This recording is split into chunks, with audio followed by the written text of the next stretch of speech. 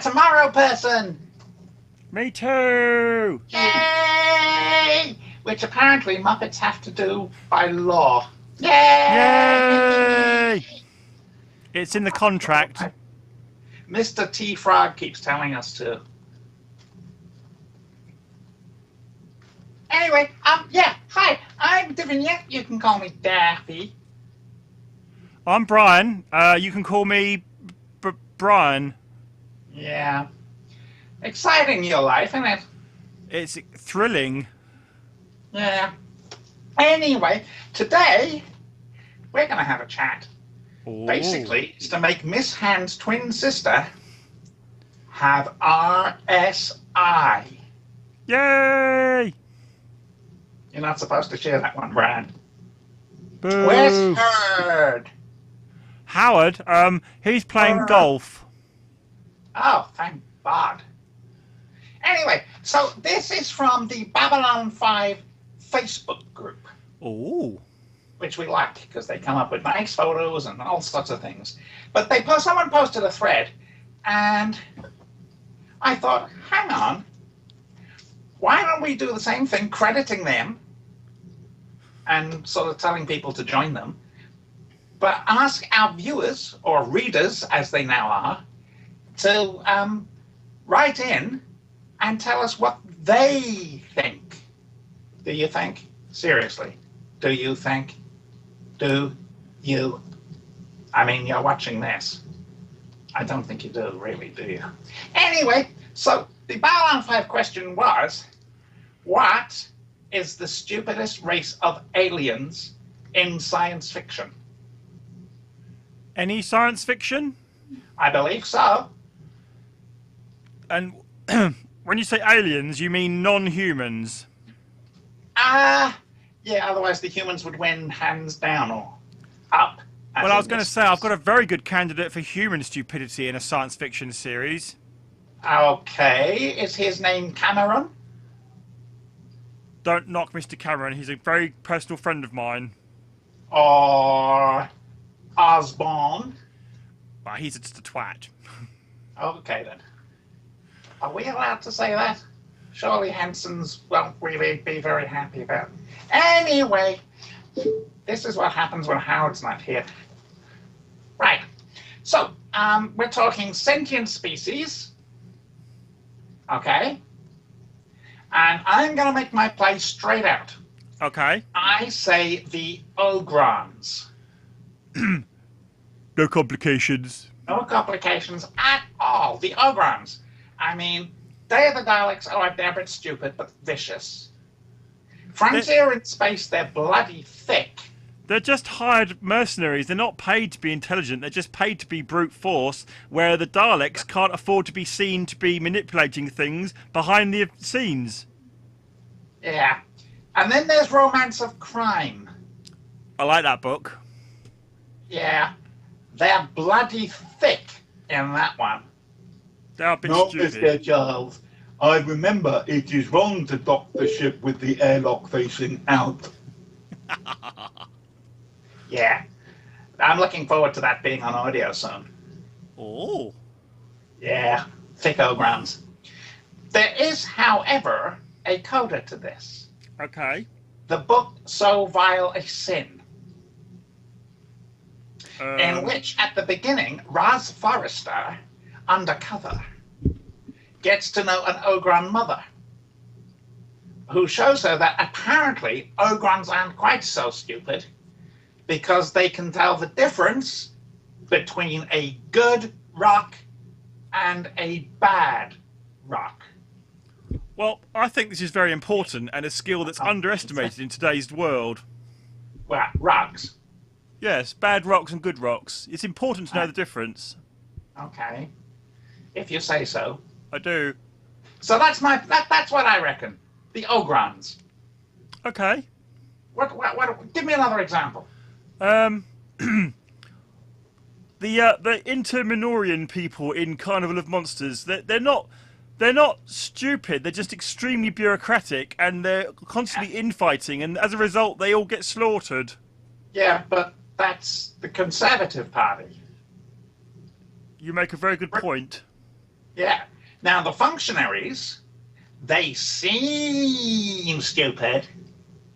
However, they're organizing. Yeah. They're revolting, is what So, they are. I mean, Interminers in the Axiom Galaxy, we could always say a race of one person. Is that a race? We'll stretch the rules this time. Yeah. Nesca from Planet of the Spiders. Oh, Saber, my love. No, you shan't. You shan't. I won't. Yeah, she's thick. What about Packlegs from Next Gen? Yeah, they're the guys who didn't really know how their spaceships worked, aren't they? We need things to make us go. And they used to kidnap people because to try and fix their engines. Which is quite clever, really. Well, at least they know where to get help if they don't know the answer themselves. Yeah. Yeah. There's got to be other examples from different things. Something from Space 1999, perhaps? Well, I don't... stupid monsters. See, there's lots of stupid people in Space 1999.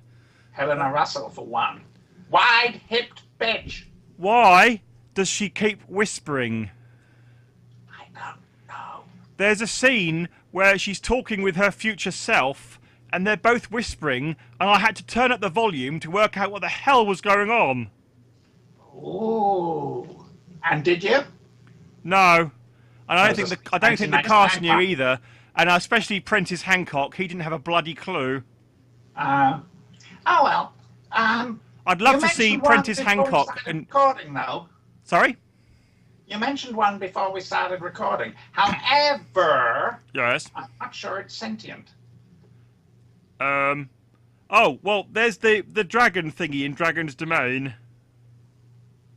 Yeah, that one, when I was really, really young a couple of weeks ago, scared the living bejesus out of me. It's a scary episode, but the monster's just incredibly stupid. Why? It's We set just- up small. It's waiting. It's a predator. It waits. It waits for the bad guy. Well, not the bad guys. It waits for its prey to come to it. Yes, but it only eats once every 20 years. It what? Sorry? It only eats about once every 20 years by the rate things are going. So it's lived. It's still able to. No wonder it's However, angry. I'm not sure it's sentient. Also, Yes. I've watched that episode a number of times, and I haven't seen that dragon make a single investment in any business opportunity.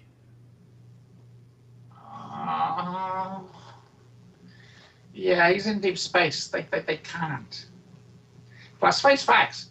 After the moon got stolen by John Koenig, there's no Dow Jones left to be able to invest in. That's a shame. He was a very nice man. What? Dow Jones? Yeah. There's one really thick creature in Space 1999, you know? Go on. Brian. Do you mean me? I don't know. Did you play a computery robot thing called Brian? A computery robot thing? Called Brian? I don't remember that episode. Oh, God. You try and insult someone. Anyway, let's look at some other stuff. Tetraps. You got any more ideas? Tetraps. Tetraps, they turn the table on the Rani. Yeah, but they're a bit stupid and slow and lumbering, and they're a bit dim, really. You think? Yes. Just because their language is backwards. Dominators. Yeah, but Dominator, was it Raga or Toba? He was quite brainy. It was just the probationer who was a pain in the butt. But the thing is, we've never heard of them since, and if they were this all-great conquering power, they would have conquered everything by now. Crotons. Now, hang on a moment. The TV comic strip has the Quarks as this all-powerful thing.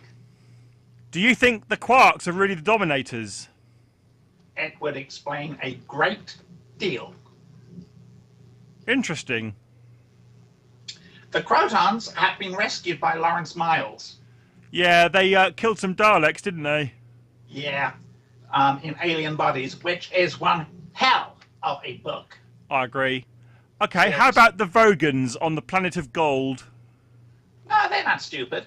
The Vogons who work for the Galaxy Council, who like to demolish things, Yeah, they're now, stupid. they are stupid. They're what the Interminorians could be. Resistance is useless. As for my example, Freddle grunt buggery. as for my example about stupid humanity, I was Yeah. referring to the humans in Star Trek. Well, it does explore the human condition, which is stupidity. They have two very aggressive enemy superpowers on their borders, both of whom have cloaking devices, and they refuse to use cloaking devices as a matter of honour or something or other. It's a bit ridiculous. There was a treaty signed. Well, who the bloody hell signed that? That's what I want to know. Probably Admiral Archer. Probably his beagle. Oh, poor little him. And what else? Klingons are a bit dumb too. What gets me is Picard. Okay. Because there you go.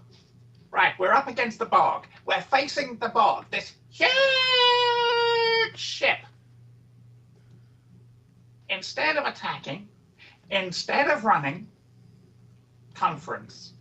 Let's Yes. just have a conference. Every Let's time. Come sit down. You know, PowerPoint presentation. He does like a nice cup of tea and a sit down and a chat, doesn't he? Yeah. I mean, it's like 2012 or W1A. You know, these spoof thing I have a theory. at the bottom of your jargon? The conference room was at the back of the bridge, wasn't it? Yeah. It meant you didn't have to look at the problem. I weep. I weep for Muppet kind. Okay, so anyway, that's just a few examples. We want to hear from you You! what you reckon the stupidest sentient alien race is. We also want more feedback and questions, don't we? Yeah, we're going to let the humans take those. Are we? Yeah. That's news to me. Yeah, the humans are going to do the feedback shows. I thought we'd got the show back from them. We never had it in the first place. Good point. We've only just got it now, so we kind of got it back. They'll be getting it back from us. I see. Yeah, don't tell her. And keep quiet. Yeah. Go on, keep quiet then. Oh, you're just so wonderful like this. So anyway, bladeflashing@gmail.com. Bladeflashing@gmail.com. It's across the bottom of the screen. Yeah. So that's it. We're out of here. And Dr. Sinister, you may remember him from such programs as the Flashing Blade VidiProg, #1. Yeah, he's been playing around with video software. It scares me, frankly. So, toodles!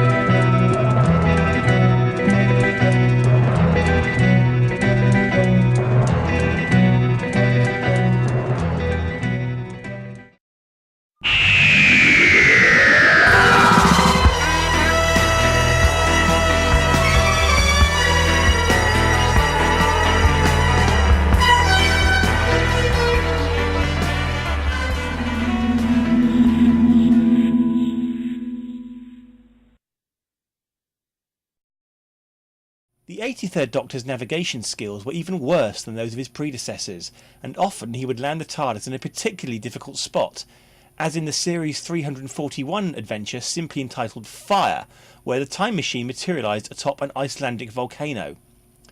By this time, Derek Deadman, lampooned and pilloried in the press, had taken to heavy drinking and was frequently papped outside seedy nightclubs with a new glamorous model on his arm every night.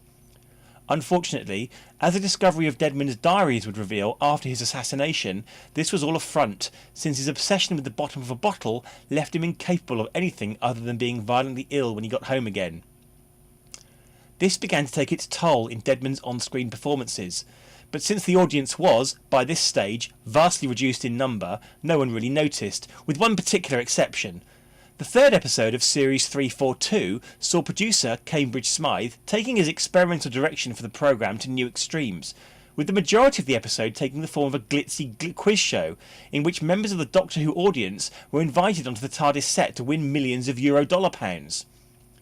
Alas, during the first half of the episode, Deadman had imbued rather too much lager, and by the second half of the episode, show, he was somewhat the worse for wear.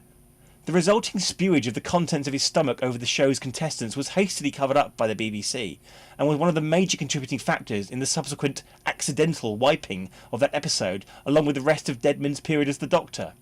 The first complaint letters began to appear in the Radio Times. It was the beginning of the end.